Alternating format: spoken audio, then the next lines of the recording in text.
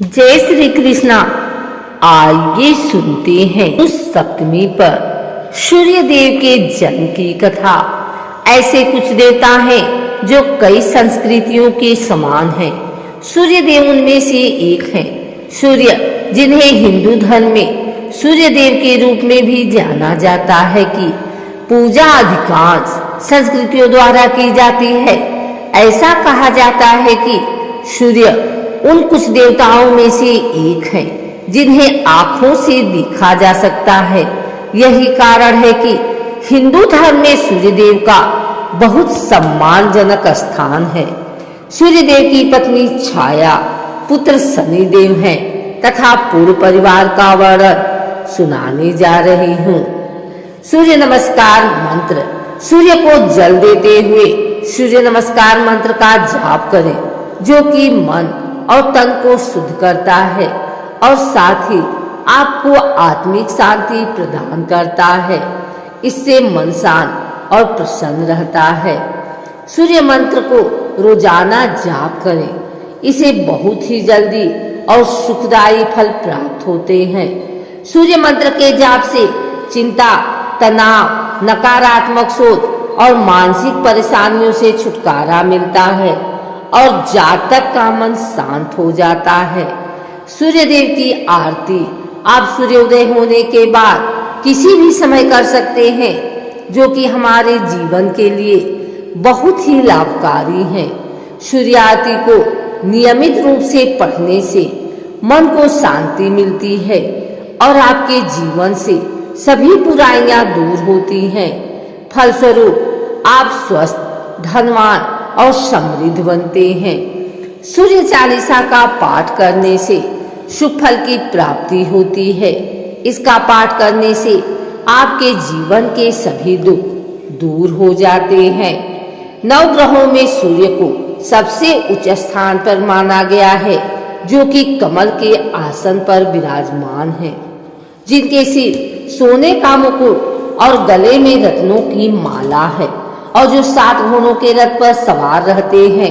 ये 7 घोड़े इंद्रधनुष के रंगों और सूक्ष्म मानव शरीर के 7 चक्रों का भी प्रतिनिधित्व करते हैं। सूर्य के 2 हाथों में प्रत्येक में एक एक कमल और कभी 4 हाथों में कमल, शंख, चक्र और गदा पकड़े हुए दिखाया गया है। हिंदू धर्म में सूर्य देवता को विराट पुरुष या स्वयं भगवान कृष्ण के विश्व रूप की आंख माना जाता है। संयोग से लोगों, संतों और यहाँ तक कि असुरों या राक्षसों द्वारा भी सूर्य की पूजा की जाती है।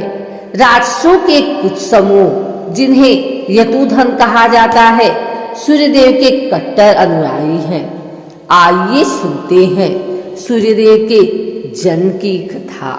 सूर्यदेव के जन्म के बारे में पुराणों में लिखा गया है कि सूर्यदेव के जन्म होने से पहले सारे संसार में अंधेरा छाया हुआ था। इनके पिता का नाम ऋषि कश्यप था, जो कि ब्रह्मा जी के पुत्र मरीचि के बेटे थे, और उनकी पत्नी का नाम अदिति था। उनकी पत्नी अदिति ने कठिन तपस्या की, जिससे प्रसन्न होकर सुषुम्ना नाम की किरण ने उनके गर्भ में प्रवेश किया। गर्भ धारण करने के बाद बहुत अधिक कठिन व्रतों का पालन करने लगी। एक दिन जब उनके पति को यह पता चला तो उन्होंने अपनी पत्नी से कहा, तुम इस तरीके के कठिन व्रत रखकर क्या गर्भ में पलने वाले बालक को मारना चाहती हो? इस बात का उनके मन पर इतना अधिक असर हुआ, उन्होंने अपने बालक को उदर से बाहर कर दिया, जो कि दिव्य तेज से प्रज्वलित हो रहा था। इस तरह से भगवान सूर्य का जन्म हुआ। सूर्य देवता 7 घोड़े के रथ पर सवार होते हैं। इनके घोड़ों का तेज बहुत ही विकराल होता है। यह 7 घोड़े हफ्ते के 7 दिनों को दर्शाते हैं। सूर्य देव के साथ ही अरुणदेव हैं, जो कि गरुड़ देव के भाई हैं। माना जाता है कि सूर्य देव अपनी यात्रा कभी भी समाप्त नहीं करते, क्योंकि इसे बंद करने से सारा ब्रह्मांड ठहर जाएगा। इसलिए वह हमेशा रथ पर सवार होकर अपनी यात्रा को जारी रखते हैं। पौराणिक कथा के अनुसार सूर्य देव की 2 पत्नियां हैं, जिनमें से उनकी एक पत्नी का नाम संज्ञा और दूसरी का नाम छाया है। इनकी पुत्र और पुत्री मिलाकर 10 संतानें बताई गई हैं। शनिदेव छाया के पुत्र हैं, जिन्हें न्याय देने वाला कहा जाता है। देवों के देव शिव ने उन्हें वरदान देकर 9 ग्रहों में सबसे ऊंचे स्थान पर शामिल किया है। सूर्य और माता संज्ञा की पुत्री यमुना नदी है, जिन्हें यमी के नाम से भी जाना जाता है। सूर्य के सबसे बड़े पुत्र यमराज हैं। सूर्यदेव की सबसे छोटी संतान रेवंत है, जो हमेशा अपने पिता यानी कि सूर्यदेव की सेवा में रहते हैं। सूर्यदेव के प्रमुख अस्त्र पास, शक्ति और चक्र हैं। तुलसीदास जी द्वारा रचित रामायण में सुग्रीव के पिता सूर्यदेव को बताया है। सुग्रीव ने प्रभु राम को रावण पर विजय दिलाने में मदद की थी। राम भी सूर्य के वंशज हैं, वे सूर्यवंशी हैं। महाभारत में सूर्य का काफी महत्व है। एक काव्य के अनुसार कुंती को क्रोधी ऋषि दुर्वासा से एक मंत्र के लिए दीक्षा मिली थी। उसे वरदान दिया गया था कि जब भी वह इस मंत्र का जाप करेगी तो वह एक देव को बुला सकेगी और उसके द्वारा एक बच्चा भी पैदा कर सकेगी। इसकी गंभीरता को समझे बिना कुंती ने सूर्य को बुलाकर मंत्र की परीक्षण किया। सूर्य को मंत्र के दायित्व को पूरा करने के लिए मजबूर किया गया था।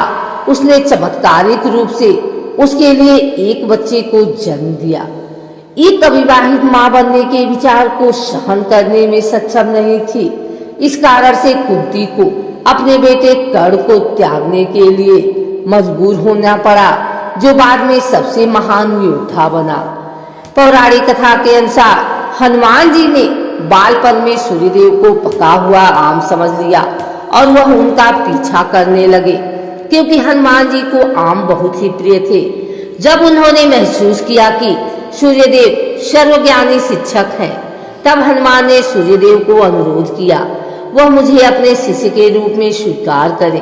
किंतु सूर्यदेव ने यह कहकर मना कर दिया कि वह कभी एक स्थान पर नहीं रहते हैं, उन्हें लगातार दुनिया भर में घूमना पड़ता है। हनुमान सूर्यदेव का पीछा करते रहे और लगातार याचना करते रहे। तब सूर्यदेव सहमत हुए और हनुमान को ज्ञान देने के लिए तैयार हुए। सभी सूर्यदेव की पूजा करते हैं।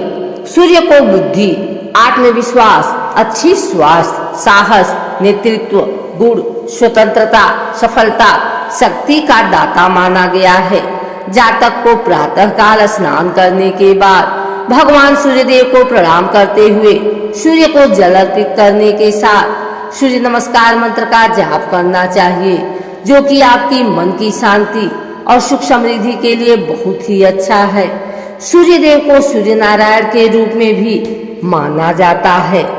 सूर्य हमेशा से ज्ञान, शक्ति और स्पष्टता का प्रतीक रहा है। उन्हें अंधकार को दूर करने और किसी के जीवन को रोशन करने के रूप में देखा जाता है। जीवन में जागरूकता और ज्ञान का प्रकाश लाने के लिए सूर्य की प्रार्थना की जाती है। 9 ग्रहों का उल्लेख हिंदू धर्म से जुड़े कई ग्रंथों और अनुष्ठानों में मिलता है।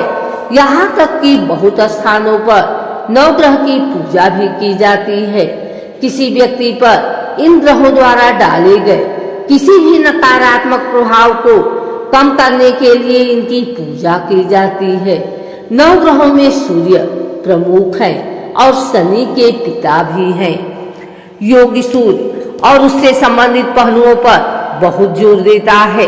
जिस तरह से हम जानते हैं और उससे आगे एक सौर चक्र लगभग 12 वर्ष का होता है और ऐसा कहा जाता है कि अगर कोई इस चक्र के साथ खुद को संरक्षित करता है तो वह और अधिक संतुलित हो जाता है और जीवन में कई समस्याएं स्वाभाविक रूप से समाप्त हो जाती हैं।